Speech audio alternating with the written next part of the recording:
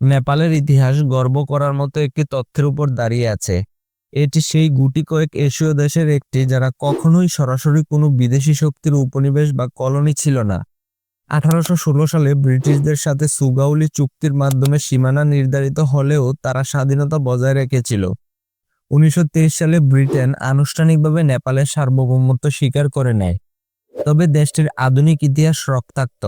2001 সালের 1 জুন নেপালের রাজপ্রাসাদে ঘটে যায় এক লোমহর্ষক হত্যাকাণ্ড, যেখানে ক্রাউন প্রিন্স দীপেন্দ্রর গুলিতে রাজা বীরেন্দ্র সহ রাজ পরিবারের 9 জন সদস্য নিহত হয়। এই ঘটনা নেপালের রাজতন্ত্রের কবিনে শেষ পেরেক টুকে দেয়। দীর্ঘ গৃহযুদ্ধ এবং মাওবাদী আন্দোলনের পর 2008 সালে 240 বছরের রাজতন্ত্রের অবসান ঘটে এবং দেশটি একটি ফেডারেল ডেমোক্রেটিক রিপাবলিক বা প্রজাতান্ত্রিক রাষ্ট্রে পরিণত হয়। বর্তমানে দেশটিতে 7টি প্রদেশ এবং 77টি জেলা রয়েছে।